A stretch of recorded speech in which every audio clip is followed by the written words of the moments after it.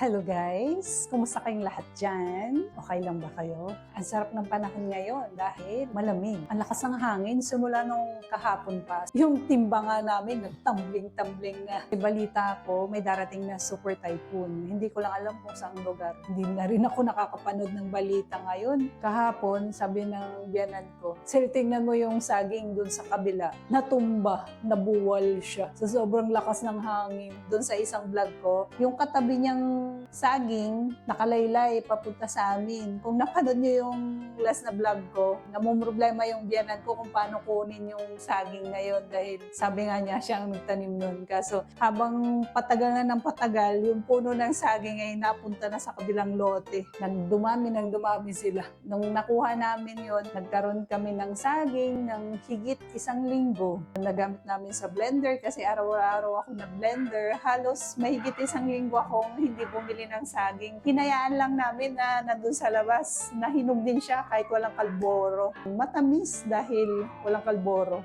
Dahil sa init ng panahon, kusa siyang nahinog. Nilagay ko nga lang sa timba eh. Silipin natin yung saging na sinasabi ko na natumba. Sakto dun sa kabilang lote. Maraming gugulayin yung may-ari ng lote. Hindi naman pwedeng pahinugin yun dahil bubot pa. Sobrang ninipis pa siya. Yung saging pwedeng silipin dito sa kwarto ni nanay eh.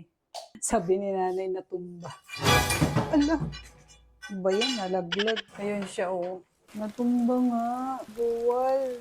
Lah, saan mapapunta yun? Ayun yung iniba, ayun yung kaputol. Yung pinagkuhanan ng saging. Yung bunga nun papunta sa lote. Kaya kinuha ni nanay. Eh, kasi siya naman daw ang tanim ay.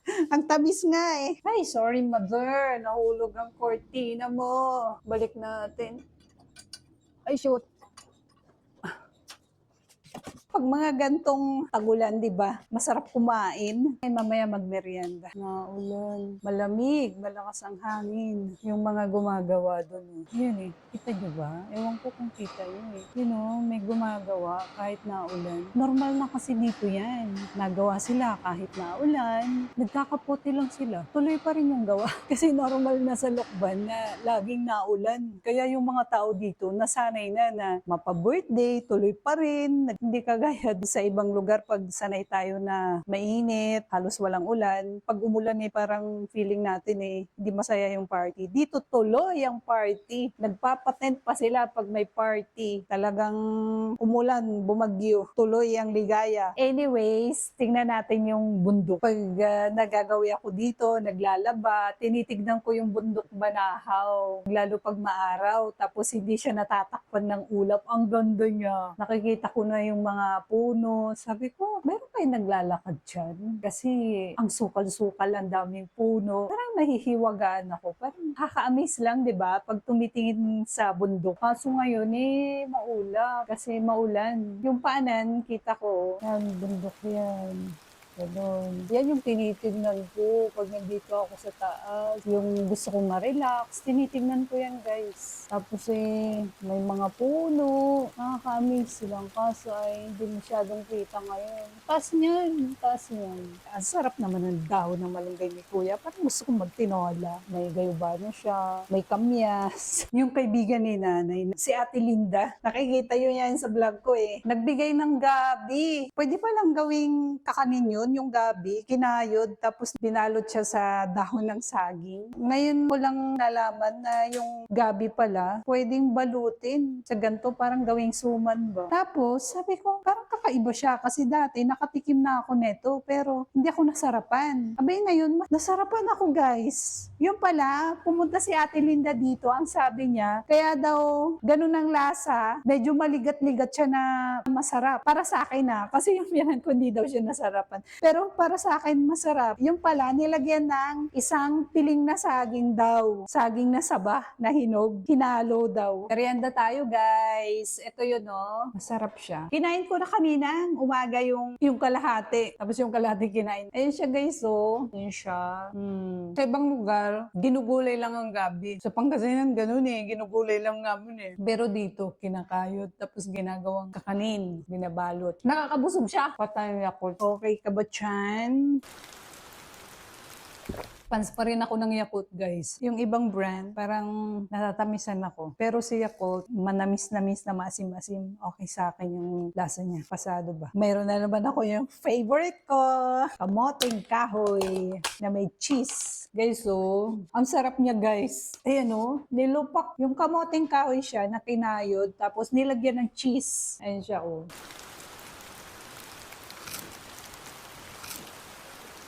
Guys, alam nyo ba? Hindi pa, no?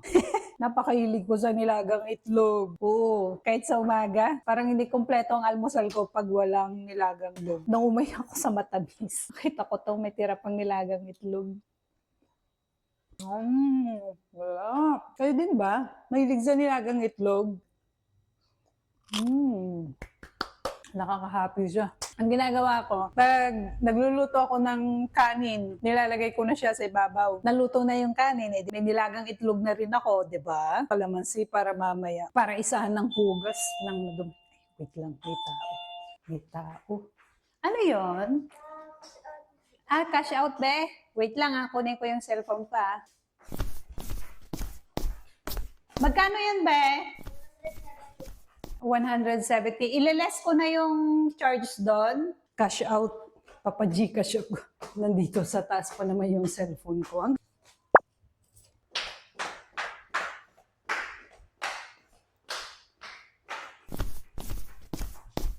Patingin be. 170.07. Ala, humina yung internet ko. Ayun, bali 170. 165. Magkano po ba yung 5. Patingin be. Nabura mo na. 165. Nilas ko na yung 5 piso. Binawas ko na yung charge. 170. Less 5, di 165. 5 piso yung kanyang charge. She's my only one. Gawa tayo ulit ng calamansi juice. Pang-iwas sa sipon, guys. Lalo ngayon na tag-ulan, alam nyo naman, pag nanood na kayo ng dati kong vlog, gumagawa talaga ako ng calamansi juice. Every day, 7 pieces or 8 pieces. Depende sa laki. Iwas sipon at lagnat. Forever favorite, calamansi. Pag nandito yung si Nanay Bebe, sasabihin na naman sa akin, pangkat calamansi. Si Nanay Bebe, kung ano yung nakikita niya na lagi mong kinakain, like saluyot, sasabihin niya, pangkat saluyot, pangkat kalamansi. Pag lagi kang nagmamalunggay, pangkat malunggay. Ano ba yan? Si Mother. Parang yung iknik ba na grupo ng mga sinaunang tao. Nasar ako. Uy, totoo ba? Malit na nga ang tiyan ko. Tingnan nyo, malit na ba? Dati, laki-laki nito. Ganun, no? Ngayon Yay! Exercise! Pagbigyan nyo na ako, guys. Sabihin nyo. Sexy na. Oo nga, effective yung exercise. Nararamdaman ko nga, parang ang lumit na yung tiyan ko. Diba? Parang lumit na siya. Dati kasi, kanyan, maumbok. Laki ng tiyan ko dati, guys. Dahil sa exercise siguro to. Yeah. Whew! Whew! Whew! Tama na yan, Inday. Lagyan natin ng asukal. Tapos mamaya ko na siya inumin.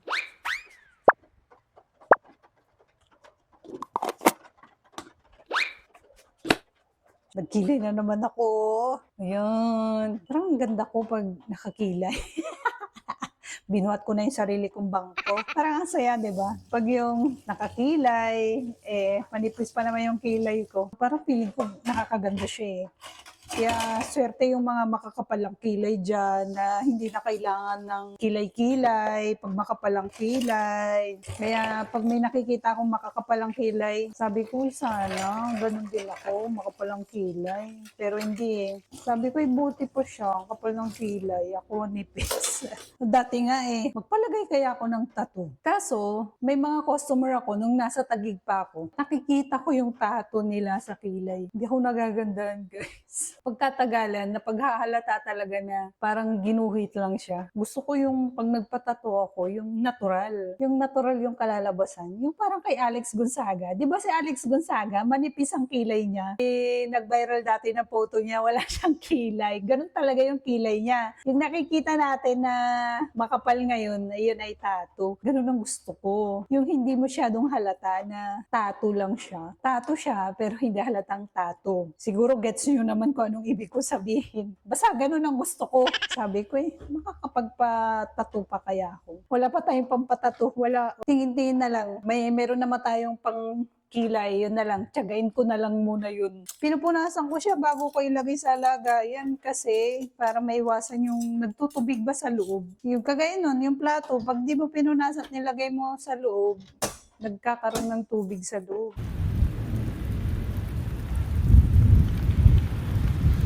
Nabaliktad na itong karatol ako. Ano na naman sasabihin ko, guys? Wala na akong maimik, guys. Pumunta ako ng SM. Bibili sana ako ng microphone. Hindi natuloy kasi parang what if? Marami akong what if kasi hindi ko dala nga yung camera at hindi siya fit doon sa cellphone ko. So sabi ko kung bibilhin yung microphone na yon, hindi pala match sa cellphone ko, tapos iuwi ko siya at hindi pa rin match sa camera ko. So hindi ko na lang siya kinuha. Magkano ang presyo nun? 6,000. Tapos hindi ako sure kung magagamit ko siya. Kasi ang gusto ko, pag ginamit ko sa camera, ibo-bluetooth ko lang para wala na yung receiver niya na isasaksak sa camera. Layo naman din ng Manila. Tinatamad din akong pumunta ng pamasahe. Pero sana makabili na ako. Kaya sabi ko, saka na nga lang. Pagpunta ko ng Manila, dalhin ko na nga lang tong camera ko para sigurado talaga na fit yung microphone na bibilhin. Pag nagtatayo ng bahay, napakagastos. Lalo pag yung tapos na yung kanyang interior sa loob, yun ang mas magastos. Yung sa kisame nga lang, tapos TV console. Noon-unti na lang namin, guys. Nakita nyo naman doon sa aking vlog. Ito ay papapinturahan na naman. Pag nagkapera ulit, matrabaho din. Lalo pag may doon ka na nakatira, yung mga gamit, ikaka mo naman. Buti ngayon at nasa bahay lang ako. Kasi kung kagaya nun na nagtatrabaho ako dati sa company, tapos may papagawa, ang hirap. Ang hirap pag pagsasabayin mo yun, yung nagtatrabaho ka, tapos nagpapagawa. Maganda nga pag nasa bahay ka lang, taga matututukan mo siya. Kasi hindi naman pwede na pag nagtatrabaho yung mga tao, hindi mo babantayan. Hindi naman yung totaling bantay na bantay ka. Siyempre, titignan mo din kung tama ba yung gawa. Pang final na yun eh. Nandun na yun eh. Hindi ba offset? Mga ganun. Kasi pag nailagay na, naikabit na, wala na yun, naikabit na. Wala nga baklasin pa yun. So, kailangan titignan din. Although may mga issues, gawa ng siyempre, kailangan mong lihin dun sa gumagawa. Hindi mo naman sakop ang ugali ng tao. Mayroon yung mamasamain, di ba? Yun guys. Wala na akong masabi. Para lang umaba yung vlog. Don't forget to like, comment, and share. Bye! Sa susunod ulit. Bye!